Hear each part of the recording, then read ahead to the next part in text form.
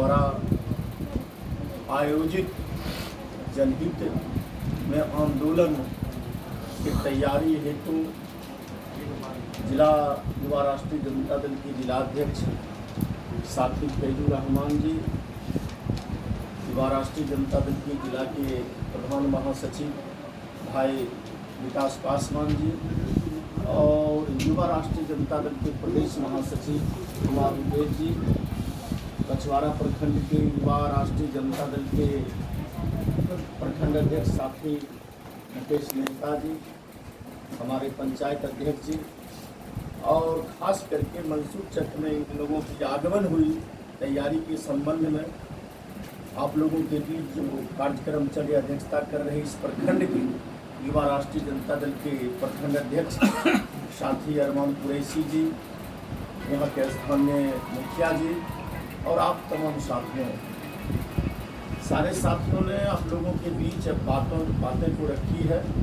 खास करके राष्ट्रीय जनता दल के द्वारा जो आंदोलन का रूपरेखा तैयार किया गया है, आज आपके देश का जो स्थिति है, परिस्थिति है, यह आने वाले जो भविष्य है हम लोगों को बाल बच्चे के लिए ये अच्छे नहीं प्रतीत हो रहा है, जिसका कई जीता जागता उदाहरण है। मित्रों, हमारे पुरखों के द्वारा अत्यधिक मात्रा में अपने प्राणों की आहुति देने के उपरांत हमारा देश आजाद हुआ।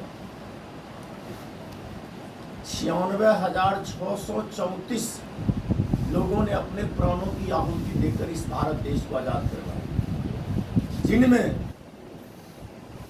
खास करके 63,000 मुस्लिम समुदाय के लोग आज़ादी की लड़ाई में अपने प्राणों की आहुति देने का काम किया। जब हमारा देश आज़ाद हुआ, जिन उद्देश्यों के लिए हमारे पुरखों ने अपने प्राणों की आहुति देकर भारत देश को आज़ाद करवाए थे, वह उद्देश्य को पूर्ति नहीं देखते हुए हमारे देश के ही नेता डॉक्टर राम मनोहर लोहिया, लोकनायक जयप्रकाश बाबू, जननायक कर्पूरी ठाकुर के द्वारा आज़ाद भारत में दूसरी आज़ादी की लड़ाई आरंभ कर दी और जिसका फाउंडर मेंबर सेनापति के रूप में हमारे पार्टी के राष्ट्रीय अध्यक्ष आदरणीय लालू प्रसाद यादव जी उस दूसरी आज़ादी की लड़ाई में कार्य करने का काम किए। मित्रों, जब समाजवादी आंदोलन इस देश में हुई आज़ाद भारत में, हम आप तमाम दलित, पिछड़े वर्ग, अल्पसंख्यक वर्ग के लोग थे, मेडिकल से लेकर शिक्षा और तरह तरह के जो सरकारी संस्थानें थी, तमाम जगहों में आरक्षण की सुविधा बहाल हुई, जिसके तहत अरमान भाई भी मुखिया बने, अरमान भाई की पत्नी भी मुखिया बनी, फैजुर रहमान साहब मुखिया बने। तमाम तरह के जो सत्ता में हिस्सेदारी होना चाहिए आंदोलन का उपज के तहत सर्विस में मिला, तमाम तरह के जो आरक्षण के तहत सुविधा मिला, हम आप तमाम लोगों को टीचर में हो, दरोगा में हो, एसपी में हो, कलेक्टर में हो, तमाम तरह की आरक्षण की सुविधा आंदोलन के तहत मिला, जिसमें हम लोग भी आगे बढ़ने का काम किए। हमारा भी बाल बच्चा आगे बढ़ा, एसपी, कलेक्टर, डीएम, एसडीओ तमाम तरह के बना। खास करके मित्रों, इतने लंबे अंतराल के बाद जो आपके वर्तमान में भारत के शासक हैं, भारतीय जनता पार्टी की जो केंद्र में सरकार चल रही है,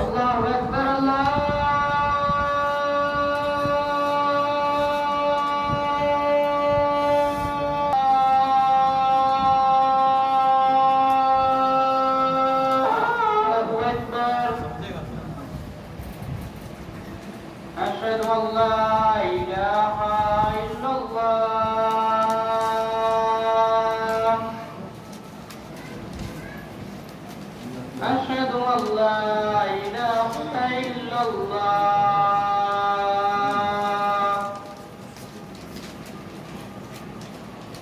أشهد أن محمدا رسول الله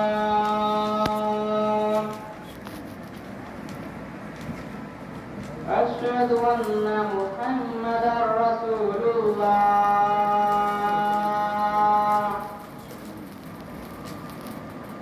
حي على الصلاة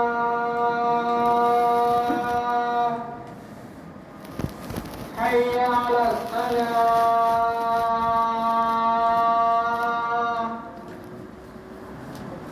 حي على الفلاح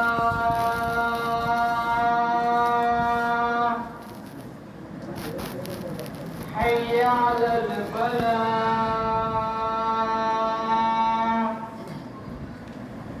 الله أكبر الله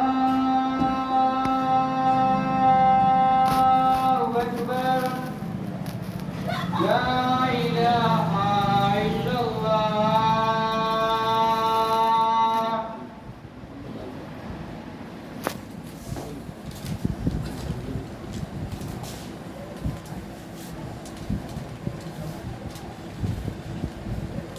वर्तमान केंद्र सरकार के द्वारा डॉक्टर भीमराव अंबेडकर के द्वारा रचित संविधान में जो हम लोगों का मौलिक अधिकार मिला था, जिस अधिकार को भारतीय जनता पार्टी के द्वारा समाप्त किया जा रहा है। खास करके मित्रों, 14 के लोकसभा के चुनाव में भारतीय जनता पार्टी के द्वारा जो चुनावी घोषणा पत्र तैयार किया गया था, उसी समय हमारे हिंदुस्तान के तमाम किसान, हमारे हिंदुस्तान के नौजवान ठगा गए। इन्होंने इनका चुनावी घोषणा पत्र में था प्रत्येक वर्ष 2 करोड़ युवाओं को सरकारी नौकरी देने का कार्य करेंगे, सीमा सुरक्षा दुरुस्त कर देंगे, महंगाई भगा देंगे, तमाम तरह का इनका ये जो चुनावी घोषणा पत्र था। अब रोजगार देने के बदले इन्होंने क्या किया, आपके देश में आपकी पूर्ववर्ती सरकार के द्वारा जो फैक्ट्रियाँ प्लांटेशन बनाया गया था, तमाम चीज़ों को इन्होंने बेचने का काम किया, जिसमें ले लीजिए रेलवे स्टेशन ले लीजिए, रेलगाड़ियाँ ले लीजिए, रेल की पटरी ले लीजिए, हवाई जहाज ले लीजिए, बंदरगाह, तमाम तरह के सरकारी संस्थानों को बेच दिया और मात्र 2 गुजराती बेच रहा है, 2 गुजराती खरीद रहा है। जब युवाओं ने आंदोलन के रूपरंग तैयार किया, आपने 2 करोड़ सरकारी नौकरी देने का वादा किया था, क्या हुआ सरकारी नौकरी?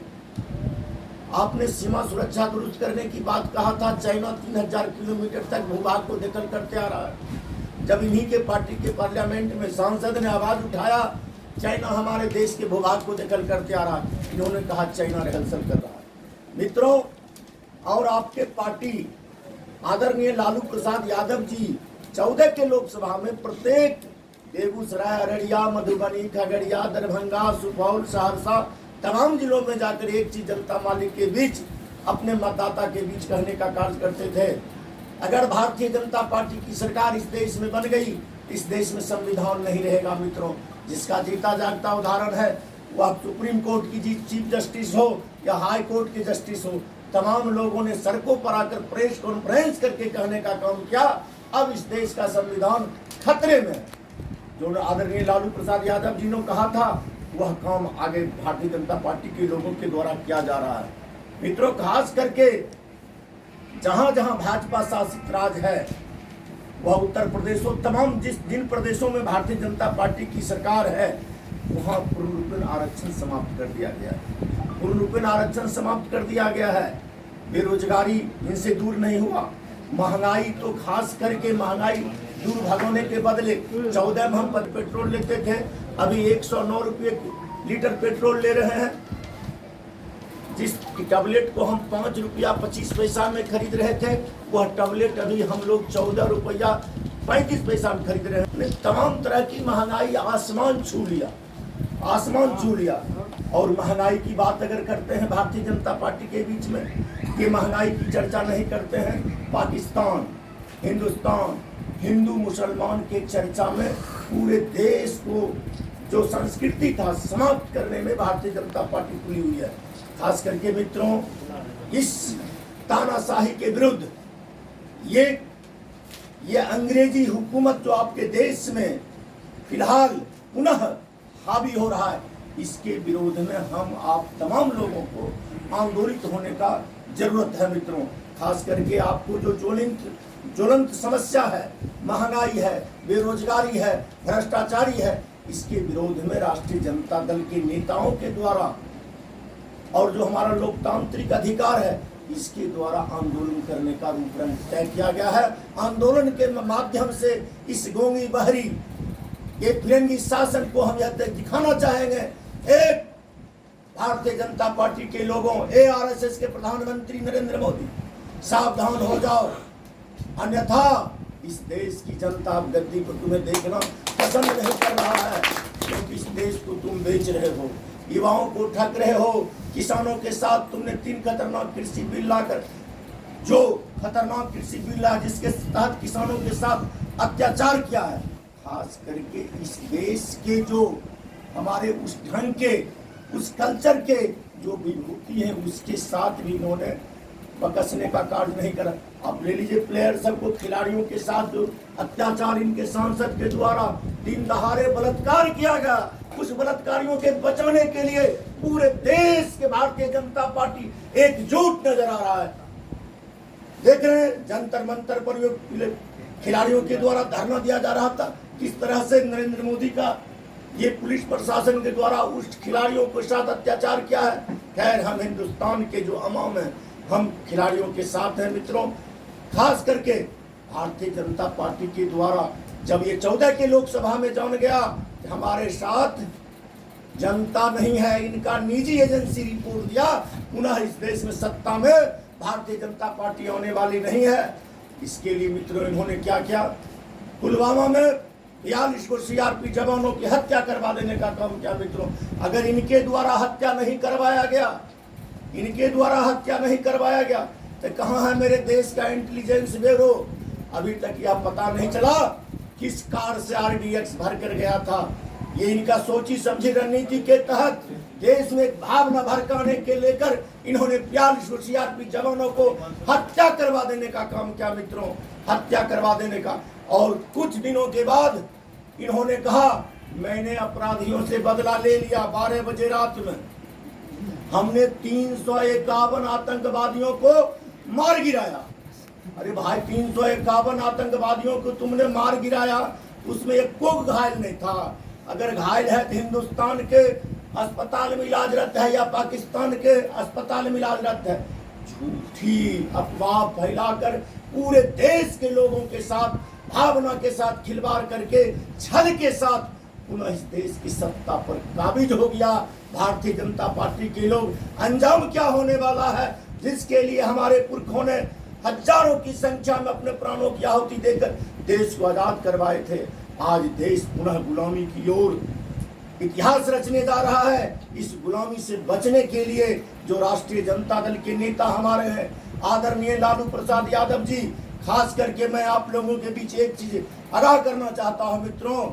अगर आदरणीय लालू प्रसाद यादव जी शोषित, पीड़ित, दलित, वंचितों वर्ग के लिए जो कार्य किए आजाद भारत में दूसरा कोई नेता नहीं किया मित्रों।